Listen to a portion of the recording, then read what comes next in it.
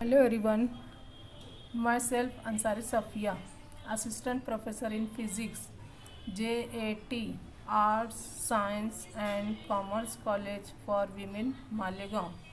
Now this presentation is for class SY BSc Physics paper first. Now the title is Damped Oscillation. Now we know that damped oscillations, where the motion of the oscillator is reduced due to the external resistive force of the medium acts on the oscillator. Thus, in external resistive medium, two forces are acting on the oscillator. First one is restoring force, which is proportional to the displacement, and the second one is damping force, which is proportional to velocity. Therefore restoring force tries to maintain oscillations while the damping force opposes the oscillation. Due to this opposition, the amplitude of oscillations decreases with time. Now we have already obtained the solution of damped oscillation. From that equation, three cases arise. Now the first case, overdamped motion, where the oscillator comes back to the equilibrium position after long time without undergoing an oscillatory motion. Now the second case is critically damped motion, where the oscillator comes back to its original position without undergoing an oscillatory motion.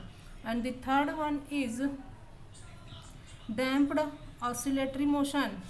Now we already obtained the equation for damped oscillatory motion, that is x is equal to a e raised to minus rt divided by 2m sin pt plus theta.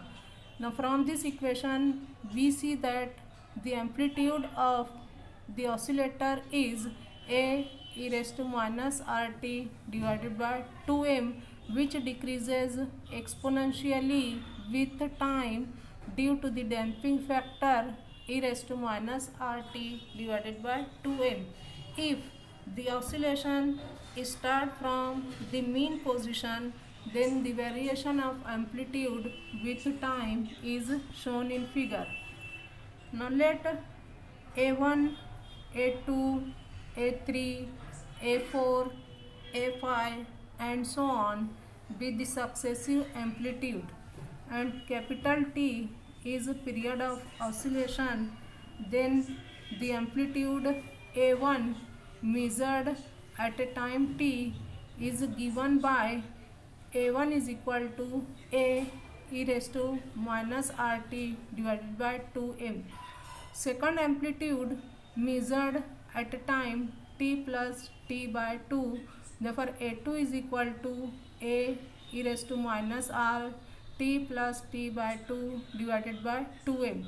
Now the third amplitude measured at a time t plus t, therefore A3 is equal to a e raised to minus r t plus t divided by 2m, and A4 is equal to a e raised to r t plus 3t by 2 whole divided by 2m. In this way we can write up to nth term. Therefore the ratio of two successive amplitude, that is a1 by a2 is equal to a e raised to minus rt divided by 2m whole divided by a e raised to minus r t plus t by 2 whole divided by 2m. Now simplifying this equation we get e raised to rt divided by 4m. Similarly, a3 by a4 can be calculated, which is also equal to e raised to rt divided by 4m and so on. Therefore the ratio a1 by a2 is equal to a2 by a3 is equal to a3 by a4, is equal to dash dash is equal to e raised to rt divided by 4m we have seen from above equations. Now this relation shows that the ratio of successive amplitude is constant and it depends upon the periodic time t, coefficient of damping r and the mass m of the oscillator. The above equation can be written as ln a1 by a2 is equal to ln a2 by a3 is equal to ln a3 by a4 plus dash dash is equal to rt divided by 4m, where ln represent log to the base e. Now the quantity RT divided by 4m is constant and is called logarithmic decrement denoted by lambda. Thus logarithmic decrement is lambda is equal to RT divided by 4m, which is defined as the natural logarithm of the ratio of two successive amplitude in damped oscillation. Okay, thank you.